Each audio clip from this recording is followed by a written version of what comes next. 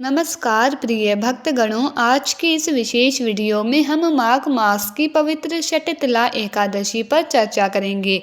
ये वीडियो आपकी सभी शंकाओं का समाधान करेगा।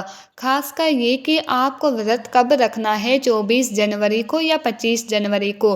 कृपया वीडियो को अंत तक ज़रूर देखें ताकि आपको सही जानकारी प्राप्त हो।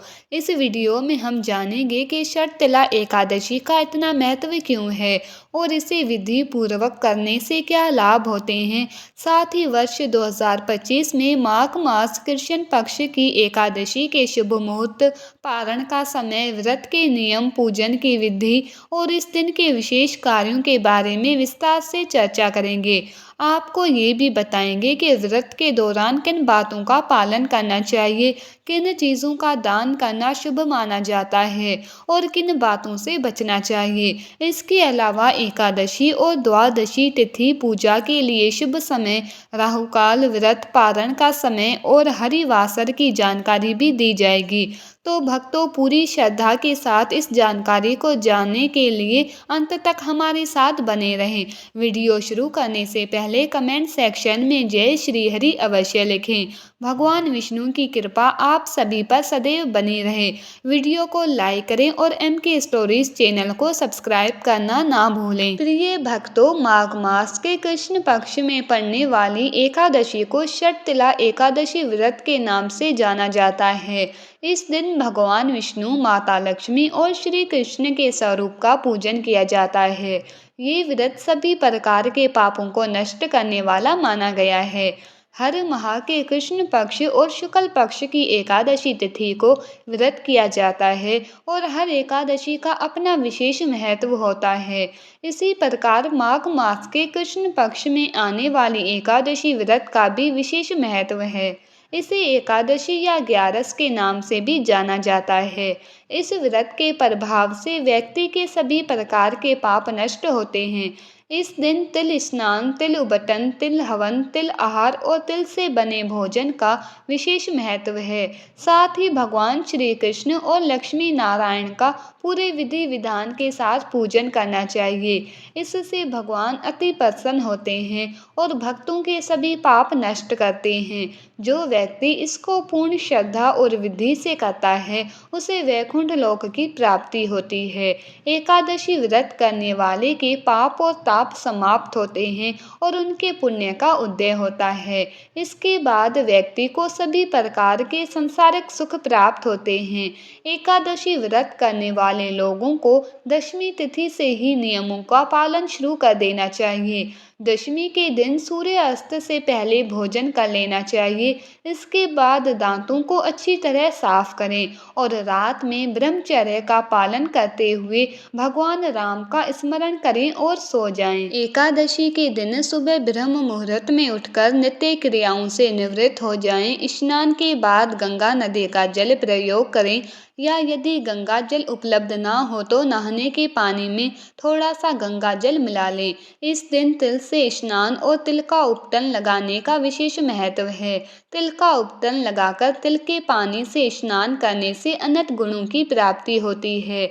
स्नान के बाद शुद्ध वस्त्र धारण करें और व्रत का संकल्प लें। भगवान विष्णु, माता लक्ष्मी और भगवान श्री कृष्ण से प्रार्थना करें कि हे भगवान, मैं शटतिला एकादशी व्रत करने जा रही हूँ।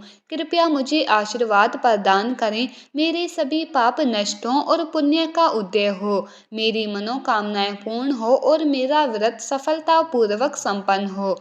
जो लोग शारीरिक कारणों से पूरे दिन का उपवास नहीं रख सकते, वह फलाहार कर सकते हैं। व्रत के दौरान सुबह और शाम भगवान का विधि विधान से पूजन करें, कथा का श्रवण करें और भगवान की आरती करें। रात्रि में यदि संभव हो तो जागरण करें। एकादशी व्रत में जागरण करने का कई गुना अधिक महत्व माना गया है। अगले दिन द्वादशी तिथि के दिन सुबह स्नान कर शुद्ध वस्त्र धारण करें, भगवान विष्णु और श्री कृष्ण की पूजा करें और आरती करें। द्वादशी तिथि को तिल द्वादशी भी कहा जाता है। इस दिन भगवान को तिल और गुड़ से बने भोग लगाएं। इस प्रकार विधि विधान से किया गया एकादशी व्रत आपके पापों का नाश करता है और आपको सुख समृद्धि प्रदान करता है। भोग लगाते समय नारियल, सीताफल फल आदि भगवान श्री कृष्ण और भगवान विष्णु को अर्पित करना चाहिए। इसके बाद इन वस्तुओं का दान करना चाहिए। इससे अनंत गुना पुण्य प्राप्त होता है। इस तिथि पर दान पुण्य के साथ ब्राह्मणों को भोजन करवाना और उन्हें दान दक्षिणा देना अत्यंत शुभ माना गया है। व्रत के सभी नियमों का पालन समय अनुसार करना चाहिए। आइए अब जानते हैं शर्तला एकादशी के शुभ मुहूर्त के बारे में। उससे पहले आपसे निवेदन है कि यदि आपने अब तक वीडियो को लाइक नहीं किया है तो तुरंत लाइक करें और हमारे चैनल MK स्टोरीज को सब्सक्राइब ज़रूर करें। इस बार एकादशी तिथि प्रारंभ होगी 24 जनवरी शुक्रवार को शाम 7:26 से और समाप्त होगी 25 जनवरी शनिवार को रात 8:31 पर। इसीलिए इस बार शर्तला एकादशी व्रत 25 जनवरी शनिवार को रहेगा। एक दिन पहले यानी 24 जनवरी को दशमी तिथि के नियमों का पालन किया जाएगा। द्वादशी तिथि प्रारंभ होगी 25 जनवरी शनिवार की रात 8:32 से और समाप्त होगी 26 जनवरी रविवार को रात 8:54 पर। एकादशी के दिन यानी 25 जनवरी शनिवार को ब्रह्म मुहूर्त सुबह 5:36 से 6:24 तक रहेगा। सूर्य उदय सुबह 7:01 पर होगा और सूर्य अस्त शाम 6:05 पर। प्रातःकाल पूजा का मुहूर्त सुबह 5:53 से 7:01 तक रहेगा और शाम की पूजा का मुहूर्त शाम 5:52 से और 7:01 तक रहेगा। राहु काल सुबह 9 बजे से 10:30 बजे तक रहेगा। इसीलिए जहाँ तक हो सके पूजा राहु काल शुरू होने से पहले कर लेनी चाहिए। द्वादशी तिथि यानी 26 जनवरी रविवार को सूर्य उदय सुबह 7:01 पर और सूर्य अस्त शाम 6:06 पर होगा।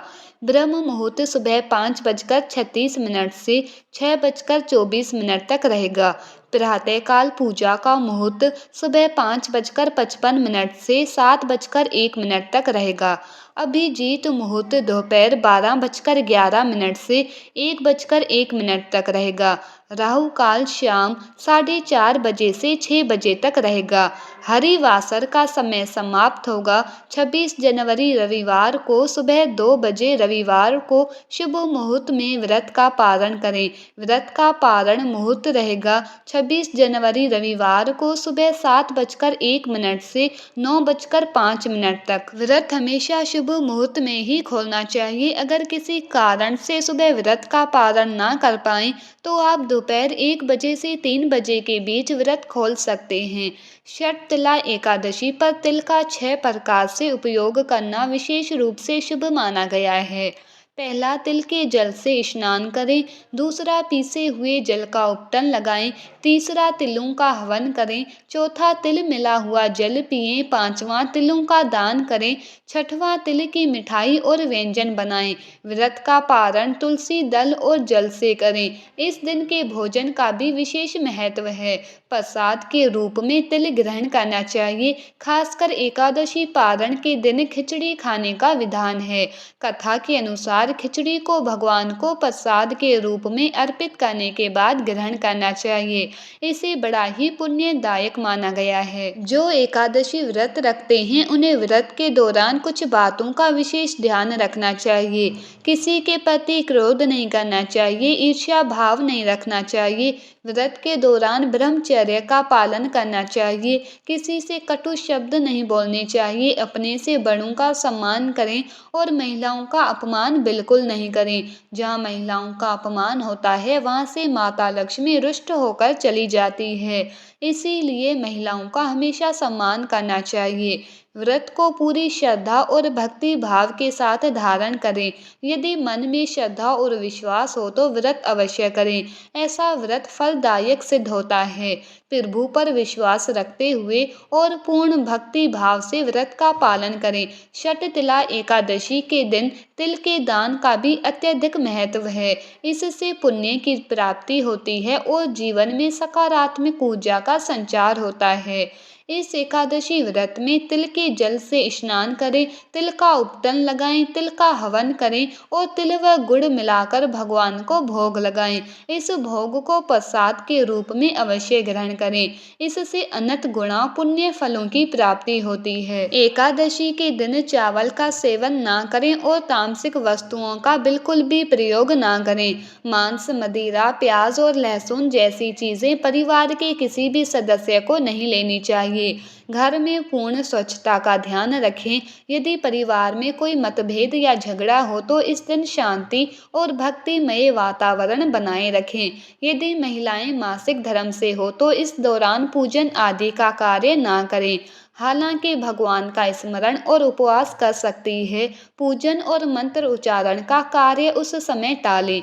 इस दिन भगवान श्री कृष्ण और भगवान विष्णु के नामों का जप करें। भगवान श्री कृष्ण को जल का अर्घ्य अर्पित करें और मंत्रों का उच्चारण करते हुए भगवान को जल अर्पित करें। इससे अत्यधिक पुण्य की प्राप्ति होती है। ब्राह्मणों को भोजन करवाएं, उन्हें दान दक्षिणा दें और गरीबों को भोजन करवाएं। द्वादशी तिथि के दिन खास महत्व होता है। उस दिन शटतिला एकादशी का व्रत पूरा किया जाता है। भगवान विष्णु के पूजन का इस दिन विशेष महत्व है। भगवान को तिल, गुड़, नारियल और सीताफल अर्पित करें। ब्राह्मणों को दान करें और जहाँ तक संभव हो वस्त्र, कंबल आदि भी दान करें।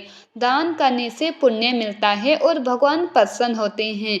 ऐसे ही ज्ञानवर्धक जानकारी के लिए आपके पसंदीदा MK स्टोरीज चैनल को सब्सक्राइब करें, साथ में बेल आइकॉन दबाएं, वीडियो को लाइक करें और शेयर करें।